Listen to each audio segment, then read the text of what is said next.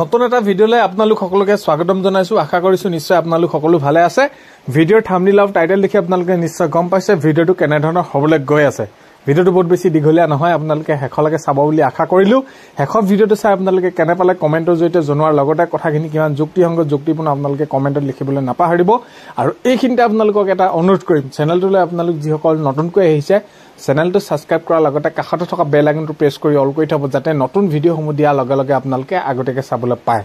যদি আজি এই ভিডিঅ'টো চাই আপোনালোকে ভাল পায় তেনেহ'লে লাইক এটা কৰিবলৈ নাপাহৰিব আৰু ভিডিঅ'টো বহুত বেছি শ্বেয়াৰ কৰি দিব বুলি আশা কৰিলো। এতিয়া এই শিক্ষাগুৰুসকল কেনেদৰে তেওঁলোকে জীৱন অতিবাহিত কৰিছে, কেনেকুৱা অন্ধকাৰ মাজেৰে জীৱন পাৰ হৈছে, কি সমস্যাত ভুগি আছে, সদায় এই যি তেওঁলোকৰ আহি আছে সমস্যাবিলাক হয়, এই শিক্ষাগুৰুসকলে হয় কি চিন্তা কৰিছে, কেনেকুৱা ধৰণৰ কি মুঠৰ ওপৰত ভিডিঅ'টো শেষলৈকে চাওক, বহুত বেছি দীঘলীয়া নহয়। আপোনালোকে এতিয়া কেনেদৰে কোনসমূহ বক্তব্য মন্তব্য আগবঢ়ালে আপোনালোকে শুনি লওক।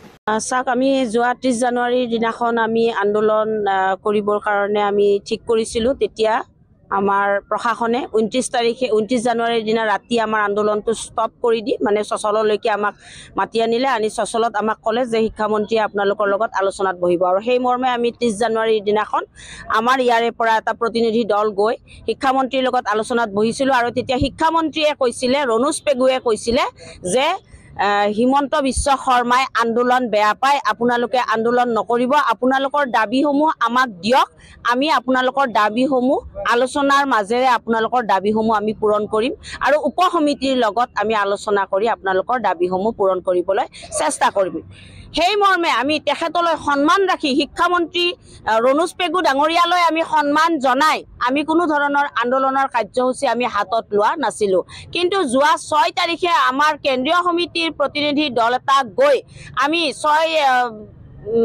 6 তাৰিখ আমাৰ 6 মাৰ্চ আছিলে, 6 মাৰ্চৰ দিনাখন আমি তেখেতৰ ওচৰত গৈ আমি তেখেতৰ কাৰ্যালয়ত বহি আমি পুনৰ সুধিলোঁ যে ছাৰ, আমি আহিলোঁ, ৰাইজক জনাব লাগে আপোনালোকে কেনেকুৱা ধৰণৰ পদক্ষেপ গ্ৰহণ কৰিছে আমাৰ কাৰণে। তেওঁ পোনচাতে কৈ দিছে, আপোনালোকৰতো নহ'ব নহয়, কোনোবা দিনা মই আপোনালোকক কৈছোঁ নেকি, মই যেতিয়াৰ পৰা শিক্ষামন্ত্ৰী হৈছোঁ তেতিয়াৰ পৰা আপোনালোকৰ 13 চন আৰু 21 চনত বঞ্চিত হোৱা শিক্ষকৰ পদ প্ৰাদেশিকৰণ নহয় বুলিয়ে কৈছোঁ। তেতিয়া আমি উভতি আহি আমি এই ডিচিশ্যনটো আমি ল'ব লগা হ'ল। ইতিমধ্যে যোৱাকালি আকৌ আমাৰ দ্ৰৱ শিক্ষক গৈ তেওঁৰ লগত আলোচনাত আকৌ বহিছিলে, বহোঁতে তেতিয়াও একেখিনি কথাকে কৈছে। এতিয়া চাওক, আপোনালোকৰ সংবাদ মাধ্যমৰ জৰিয়তে আমি সকলোকে জনাবলৈ বিচাৰিছোঁ, মাননীয় মুখ্যমন্ত্ৰী মহোদয়কো জনাবলৈ বিচাৰিছোঁ, একো নজনা নুশুনা যিয়ে শিক্ষা বিভাগ চলাব পৰা নাই তেনেকুৱা এজন মানুহক দেখাত গহীন গম্ভীৰ হ'লে দেখাত চেহেৰাটো থাকিলে নহ'ব নহয়, তেনেকুৱা এজন ৰণোজ পেগুক কিয় আপোনালোকে শিক্ষা বিভাগৰ দায়িত্ব দিছিলে? যিয়ে একোৱেই নাজানে, যিয়ে একোৱেই বুজি নাপায়, তেনেকুৱা এজন মানুহক কিয় ৰাখিছে? তেওঁ আজিয়ে পদত্যাগ কৰিব লাগে। ৰণোজ পেগুক আমি এই চচলৰ পৰা প্ৰতিবাদী স্থলীৰ পৰা কৈছোঁ, আপুনি আজিয়ে পদত্যাগ কৰক।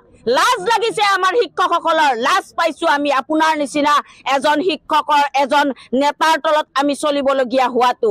দেখাত আপুনি ভদ্ৰ, আধুনিক যুগৰ যিবিলাক ৰাজনৈতিক নেতা আছে সেইবিলাকৰ তুলনাত আপুনি দেখাত ভদ্ৰ। আপুনি মিহি মিহিকৈ কথা কয় ঠিকে, কিন্তু আপুনি বুকত ফুল মাৰা কথা কয়। আপুনি পদত্যাগ কৰক। অনতি পলমে আমি ধেমাজি গৈ আছোঁ, আপোনাৰ বাসভৱন আমি ঘেৰাও কৰিম, আপোনাৰ পুত্তলিকা আমি ৰাজপথত আমি জ্বলাই দিম, আপুনি পদত্যাগ কৰক। নালাগে আপোনাৰ নিচিনা শিক্ষামন্ত্ৰী আমাক।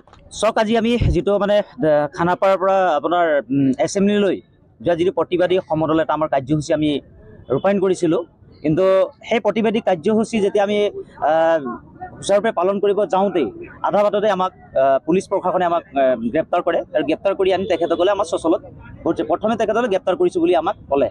কিন্তু এটা কথা, আমি শিক্ষক, মানৱ সম্পদ গঢ় দিয়া শিক্ষকে যেতিয়া আমি আন্দোলন কৰিছোঁ, এটা শৃংখলাবদ্ধভাৱে আমি আন্দোলন কৰোঁ। সেই শৃংখলাবদ্ধভাৱে আন্দোলন কৰোঁতে মাননীয় মুখ্যমন্ত্ৰী হিমন্ত বিশ্ব শৰ্মাৰ নেতৃত্বত থকা যিটো গৃহ বিভাগ আছে, সেই গৃহ বিভাগে আমাক গ্ৰেপ্তাৰ কৰিছোঁ বুলি কৈছে। কিন্তু এটা কথা তেখেতক আমি জনাই দিছোঁ, যেতিয়ালৈকে আমাৰ সমস্যা সমাধান নকৰে, যিটো LP to কলেজলৈকে 2013 আৰু 21 প্ৰাদেশিত বিদ্যালয়ৰ বঞ্চিত শিক্ষক কৰ্মচাৰীসকলৰ যদি যেতিয়ালৈকে তেখেতসকলে পদ প্ৰাদেশিকৰণ নকৰে, কিন্তু আমি আন্দোলন কেতিয়া আমি বন্ধ নকৰোঁ। আমাৰ আন্দোলন চলি গৈ থাকিব, আৰু এনেকৈ এটা আন্দোলন হ'ব, সেই আন্দোলনে এদিন তেখেতে গম পাব যে কিহৰ কাৰণে আজি শিক্ষকসকলৰ পদ প্ৰাধিকৰণ নকৰিলোঁ। কিন্তু তেখেতে এদিন পস্তাব, গতিকে এইটো খাটাং কথা। আৰু এটা কথা কৈছোঁ, আজি অসমত হয়তো আন্দোলন বন্ধ হৈছে, কিন্তু আজি আমি তেখেতে হিমন্ত বিশ্ব শৰ্মাই কয় অসমত আন্দোলন বন্ধ হৈছে, কিন্তু প্ৰকৃতপক্ষে অসমত আন্দোলন বন্ধ হোৱা নাই। আন্দোলন ইয়াতকৈ আৰু বেছিয়ে ভয়াৱহ হ'ব। আজি শিক্ষকসকল জাগিছে, শিক্ষকসকল কিয় আজি আন্দোলনত আহিবলগীয়া আছে? তেখেতসকলে আমাক বাধ্য কৰাইছে আহিবৰ কাৰণে, যে ৰাজপথত ওলাই আহিবৰ কাৰণে, আন্দোলন কৰিবৰ কাৰণে তেখেতসকলে বাধ্য কৰাইছে।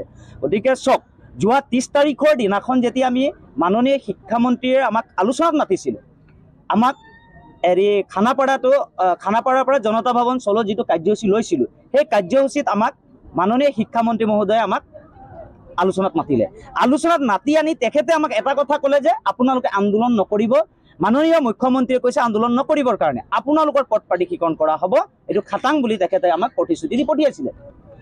যেতিয়া আমি যোৱা 6 তাৰিখৰ দিনাখন মাননীয় শিক্ষামন্ত্ৰী আমি লগ কৰিলোঁ, তেতিয়া তেখেতে কৈছে 12 তাৰিখে বাজেট উত্থাপন হ'ব, বাজেট উত্থাপন হোৱাৰ পিছতে আপোনালোকক আমি জনাই দিম আপোনালোকৰ সমস্যা কি ধৰণে সমাধান কৰা হ'ব।